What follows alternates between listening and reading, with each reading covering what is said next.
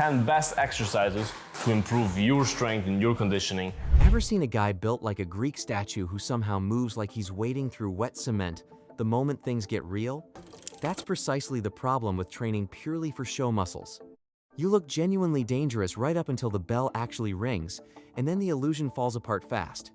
Real fighting capability comes from an entirely different source: muscles.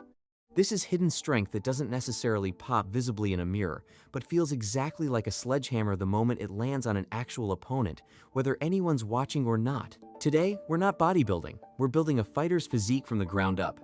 We're breaking this entire process down into 3 critical phases: the explosive engine responsible for knockout power, the armor that keeps you from breaking under impact, and the gas tank that ensures you never fade late in a fight.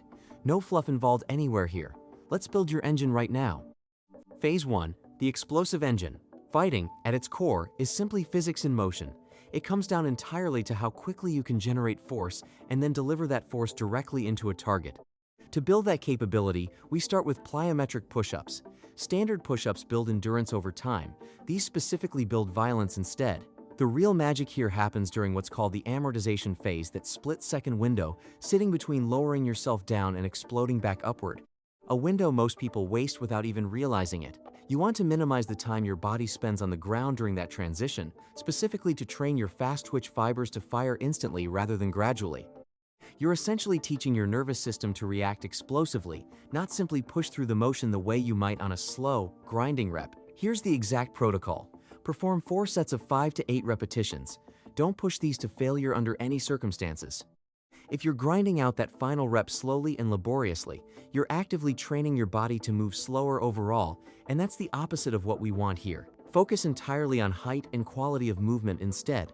If you can't get your hands off the ground yet, start from your knees to build toward it.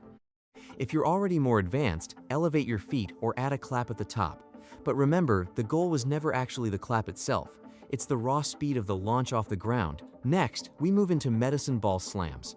This stands as the ultimate kinetic chain exercise available to fighters. A punch never actually starts in your fist. It starts down in your feet, travels upward through your core, and finally exits through your hand at the very end of that chain. This movement mimics that exact energy flow directly. Grab a medicine ball specifically designed not to bounce back at you. Raise it high overhead, fully extending your entire body upward, then slam it into the floor with everything you've got behind it. Engage your abdominal muscles hard as you slam downward.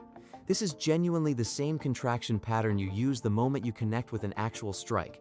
Perform 3 sets of 10 repetitions total. Here's a critical training note borrowed from Soviet-style methodology. Don't treat this movement like ordinary cardio work. Don't just bounce up and down mindlessly through the reps. Treat every single repetition as its own separate maximum effort explosive event, standing completely apart from the last one. Reset your stance fully, take a breath, and genuinely try to drive that ball straight through the floor beneath you. If you're not actively trying to break the ball apart, you're simply not doing the movement correctly. Finally, we need to load that explosive quality directly with the trap bar deadlift, specifically applying a speed-focused approach here. Most people deadlift purely to test how much total weight they can move. You're instead going to deadlift specifically to test how fast you can move a given weight. We're targeting sub-maximal loads for this particular protocol. Think somewhere around 50 to 60% of your 1 rep max. Your protocol here is 5 sets of 3 repetitions.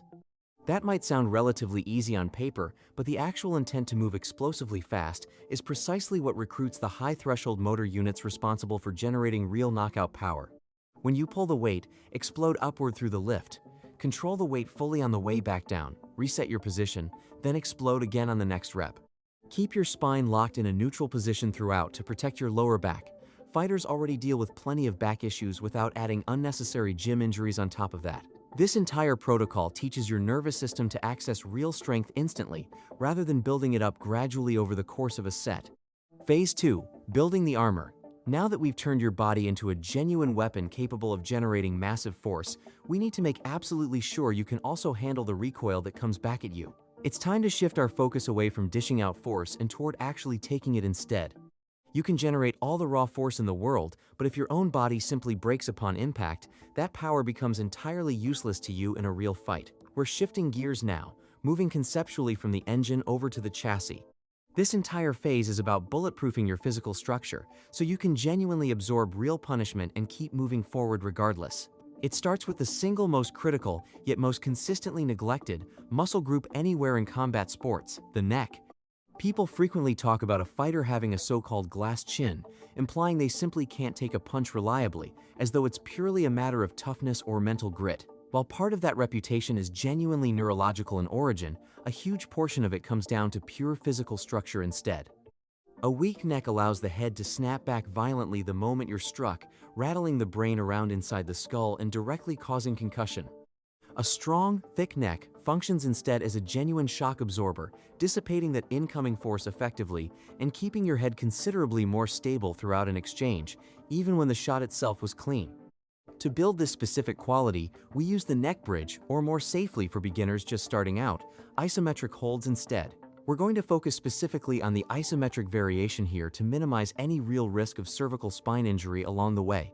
You genuinely don't need to roll aggressively the way an old-school wrestler from the 1970s might have, especially if your neck simply isn't conditioned and ready for that kind of load yet. Instead, press your hand firmly against your forehead and resist that pressure without allowing your head to actually move. Do the exact same thing for the back of your head and both sides as well. The protocol here is simple but genuinely effective. 3 sets of 30-second holds each, covering the front, back, and both sides of the neck. If you're performing the bridge variation directly on the floor, use your hands for support initially while you're still building up the necessary strength. Never let your ego dictate the load you're using here. You're strengthening the essential connection between your head and shoulders, specifically to ensure that when you do get hit, the resulting shock doesn't turn the lights out entirely. Next, we target the core directly, but we're not doing crunches here. Crunches simply train you to curl inward into a ball shape, which represents a defensively losing posture inside any real fight. What we actually want instead is a core that resists breaking under load. We want genuine anti-extension strength specifically. For this, we use ab wheel rollouts. When an opponent tries to break your posture during a clinch or shoots in for a takedown attempt, they're essentially trying to hyperextend your spine backward. The ab wheel trains your body to actively resist that specific force. Perform 3 sets of 8 to 12 repetitions. The key detail here is maintaining a hollow body position throughout the entire movement. Tilt your pelvis backward and lock your rib cage down firmly. As you roll outward, don't let your lower back sag downward at any point. If your back arches during the movement, you've lost the necessary tension entirely, and you're simply grinding your spine against unnecessary strain instead of training anything useful. This particular exercise builds the exact kind of functional grappling strength that 1,000 ordinary sit-ups will genuinely never give you. From the core, we move directly to the hands. Farmer's carries are entirely non-negotiable here. Grip strength happens to be scientifically linked to your overall neural drive and general upper body power output. More importantly, your wrist stability specifically dictates whether a thrown punch actually lands solid or whether your wrist buckles under the impact and causes injury instead. Grab the heaviest set of dumbbells or kettlebells you can genuinely handle while maintaining perfect form throughout. Walk forward for 40 meters. Perform this for 3 total sets. The technical cues here are strict shoulders pinned firmly back, chest held proud, and absolutely no side-to-side swaying allowed. You should genuinely look like a moving statue throughout the entire carry. This exercise doesn't just wreck your forearms with fatigue, it hammers your obliques just as hard. Every single step you take under that heavy load is actively trying to pull your body sideways, and your core has to fight continuously just to stay upright throughout. That's the exact same stability quality you genuinely need to absorb a body shot in a real fight without folding under the impact. Finally, we need to protect your knees specifically. Fighters are particularly prone to ACL tears precisely because of the explosive directional changes involved in the sport. The solution here is Nordic hamstring curls, focusing specifically on the negative, lowering portion of the movement. Think of your hamstrings as functioning like the brakes of your entire body. You rely on your quads to accelerate forward, and you correspondingly need your hamstrings to decelerate that same motion safely. The protocol here is 3 sets of 5 repetitions, focusing entirely on the lowering phase of each rep. Keep your hips locked forward throughout the movement. Lower yourself toward the ground as slowly as you possibly can control. You'll likely fail partway through and catch yourself with your hands, and that outcome is genuinely expected and normal here. Use your hands to push yourself back up afterward. We only actually care about the eccentric, lowering portion of this specific movement. If you genuinely can't control the descent at all yet, use a resistance band anchored behind you for some assistance instead. This exercise thoroughly bulletproofs the posterior chain and ensures your knees can genuinely handle the rotational torque involved in a real fight. Phase 3. The gas tank. You now have the raw power needed to knock someone out, and the physical armor needed to survive getting hit yourself. But none of that actually matters much if you're gasping desperately for air after just 60 seconds of real exchange. Fatigue genuinely makes cowards of us all. The moment you get tired, your hands drop lower, your chin comes up higher, and you get caught clean. We need to build a genuine gas tank capable of allowing you to work at high output for extended periods without ever fading. We start with shadow boxing using resistance bands. This targets specific muscular endurance directly in the shoulders. You know that unmistakable burning sensation building in your deltoids during the later rounds of a fight? This is precisely how you conquer that particular limitation. Wrap a resistance band around your back and hold both ends firmly in your hands. Go for 3 full rounds of 2 minutes each. Throw straight punches, jabs, and crosses throughout, focusing specifically on complete full extension with every strike. The band's resistance will actively fight against you on the way out during each punch, which genuinely builds real power over time. But the actual key benefit here comes on the way back instead. The band will actively try to snap your arm backward, uncontrolled. You have to actively control that retraction phase yourself. If you simply let the band yank you backward, you genuinely risk real injury to the shoulder. You have to fight against the resistance in both directions of the movement, not just the punching motion itself. This keeps your muscles under constant, unbroken tension throughout, effectively simulating the genuine fatigue of an actual bout. By the end of the 3 rounds, simply keeping your hands up will feel like an actual war, and that difficulty is exactly the point of this exercise. Next, we strip away all equipment entirely for what's arguably the single most effective conditioning tool available to fighters, the sprawl burpee. Don't confuse this particular movement with the standard jumping jack-style burpees you'll see performed in typical fitness boot camps, since the two share almost nothing beyond the name. This is genuinely a combat-specific drill instead. It trains level-changing ability and rapid reaction time directly, both of which show up constantly in live exchanges. We use the Tabata protocol here, specifically 20 seconds of maximum effort work, followed by 10 seconds of rest, repeated continuously for 4 total minutes. When you drop down into the movement, your hips must actually touch the ground completely. You're directly simulating a sprawl used to defend against an incoming takedown attempt. Then you pop immediately back up into a proper fighting stance without delay. You're not jumping purely for height here, you're specifically resetting yourself back into a ready-to-fight position instead.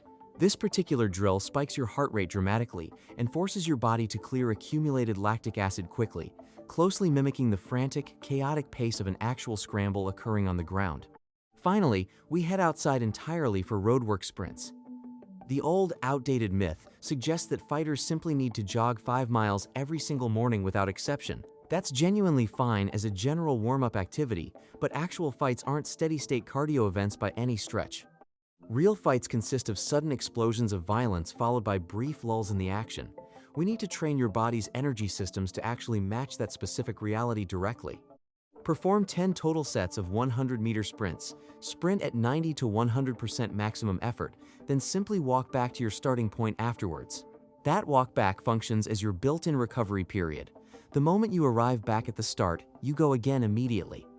This particular interval training format increases your VO2 max over time, and crucially, it also improves your overall recovery speed between bursts of effort.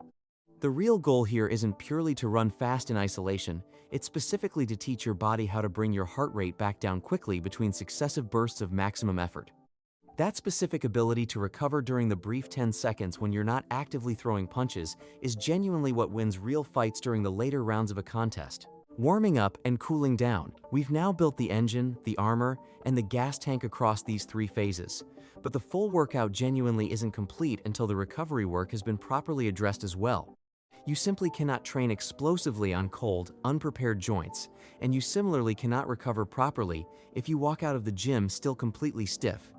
Before you even touch a single weight, you need a proper dynamic warm-up first. Spend a full 10 minutes moving through arm circles, leg swings, and torso twists specifically. You're essentially lubricating your joints throughout this process, preparing them for the explosive work ahead. After the full session concludes, spend another 5 to 10 minutes in a static cool down instead. Stretch through the hip flexors, the hamstrings, and the chest specifically. This helps flush accumulated lactic acid out of the muscle tissue and meaningfully reduces the stiffness that would otherwise set in by the following day. If you genuinely commit to this complete roadmap for a full 4 weeks, showing up consistently even on the days you don't feel like it, the resulting transformation will be entirely undeniable. You'll hit considerably harder. You'll last noticeably longer in every exchange. You'll be genuinely harder to break down under pressure. You won't just look like someone who trains seriously, you'll actually move like a real fighter throughout, and that difference shows up the moment things get chaotic.